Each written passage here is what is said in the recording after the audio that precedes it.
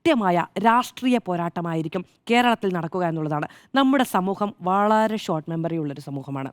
ഇപ്പോൾ ഞാൻ വിചാരിക്കുന്നത് ഇപ്പം നവകേരള യാത്രയുമായി ബന്ധപ്പെട്ട സമയത്ത് ഈ രക്ഷാപ്രവർത്തനമൊക്കെ നടക്കുന്ന സമയത്ത് ഒരു തെരഞ്ഞെടുപ്പ് ഉണ്ടായിട്ടുണ്ടെങ്കിൽ കേരളം എങ്ങനെ വിധി എഴുതുമായിരുന്നു എന്നാണ് നിങ്ങൾ ചിന്തിക്കുന്നത്.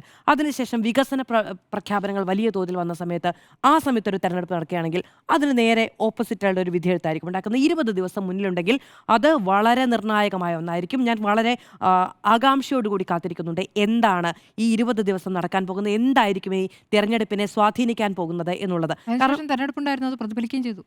തദ്ദേശ തെരഞ്ഞെടുപ്പിൽ. പക്ഷെ ആ തദ്ദേശ തെരഞ്ഞെടുപ്പിലുള്ള എഡ്ജ് ഈ വിവാദങ്ങൾക്ക് ശേഷം കോൺഗ്രസിന് ഇനി ഉണ്ടാകുമോ എന്നുള്ളത് ചിന്തിക്കേണ്ട കാര്യമാണ്. ഈ 20 ദിവസം കൂടുതൽ നിർണായകമാകും എന്നാണ് ഞാൻ വിചാരിക്കുന്നത്. ഇനി ഒരു നുണബോംബിനും തകർക്കാൻ കഴിയില്ല UDF-നെ എന്നിന്ന് പ്രതിപക്ഷ നേതാവ് പറയുന്നുണ്ട്. എന്തായിരുന്നു നുണബോംബ്? സുധാകരനുമായി ബന്ധപ്പെട്ടുള്ള പ്രശ്നങ്ങൾ ഒരു നുണബോംബായിരുന്നോ? സുധാകരൻ തന്നെ ഞാൻ മത്സരിക്കും എന്ന് 3 തവണ പറഞ്ഞിട്ടല്ലേ ഡൽഹിക്ക് വണ്ടി കയറിയത്.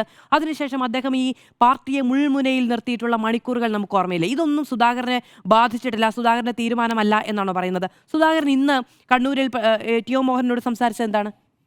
ഞാൻ വാക്ക് പാലിച്ചു എന്നാണ്. അപ്പൊ എന്ത് വാക്കാണ് അദ്ദേഹം പാലിച്ചത്? അദ്ദേഹത്തിന്റെ വാക്ക് മത്സരിക്കുമെന്നുള്ളതായിരുന്നല്ലോ. അപ്പൊ ഇപ്പൊ അദ്ദേഹം മത്സരിക്കുന്നില്ല, അപ്പൊ അദ്ദേഹം വാക്ക് പാലിച്ചു. അപ്പൊ മാധ്യമങ്ങളുടെ നുണബോംബ് എന്താണ് എന്ന് പ്രതിപക്ഷ നേതാവ് ഒന്ന് പറഞ്ഞാൽ കൊള്ളാം. ഇനി അടൂർ പ്രകാശ് ഇന്ന് എന്താ പറഞ്ഞത്? അടൂർ പ്രകാശ് എന്ന് പറഞ്ഞത് എനിക്ക് റാന്നിയിൽ മത്സരിക്കണമെന്ന് ആഗ്രഹം ഉണ്ടായിരുന്നു എന്നാണ്. ആ ആഗ്രഹം അദ്ദേഹം പോസ്റ്റുകളായിട്ട് പറഞ്ഞിട്ടുണ്ട്, ഇപ്പം മാധ്യമപ്രവർത്തകരോട് നേരിട്ട് പറഞ്ഞിട്ടുണ്ട്. പക്ഷേ സുധാകരനെ വെട്ടിയതോടുകൂടി അദ്ദേഹം ആ തീരുമാനത്തിൽ നിന്ന് പിന്നോട്ട് പോവുകയാണ്. അപ്പോൾ മാധ്യമപ്രവർത്തകർ മാത്രമായി പറഞ്ഞ മാധ്യമപ്രവർത്തകർ വാർത്ത കൊടുത്തതുകൊണ്ട് മാത്രം വൈകിയ ആ പട്ടിക ഒരു വലിയ പ്രതിഭാസമാണ് എന്ന് പറയേണ്ടിയിരിക്കുന്നു. പക്ഷേ കൃത്യമായി ഈ പട്ടികയിൽ നമുക്ക് വളരെ ദൃശ്യമായി കാണാൻ കഴിയുന്ന ഒരു കാര്യം, ഇപ്പോൾ ഉമ്മൻചാണ്ടി ഇല്ലാത്ത ആദ്യത്തെ നിയമസഭാ തെരഞ്ഞെടുപ്പാണ്. AI ഗ്രൂപ്പുകളാണല്ലോ ഉണ്ടായിരുന്നത്. ഇതിൽ 92 സീറ്റിൽ ഏതാണ്ട് 3/1 KC വേണുഗോപാലിനോട് ചേർന്ന് നിൽക്കുന്ന ആളുകളാണ്. പഴയ A ഗ്രൂപ്പിന് 21 സീറ്റുകളാണ് ഈ വിഭജനത്തിൽ കിട്ടിയിരിക്കുന്നത്. I ഗ്രൂപ്പാണ് ഏറ്റവും കഷ്ടപ്പെട്ടു പോയത്. 16 പേരാണ് I ഗ്രൂപ്പിൻ്റേത് എന്ന് പറയുന്ന അനുഭാവം പുലർത്തുന്ന നേതാക്കൾ ഉള്ളത്.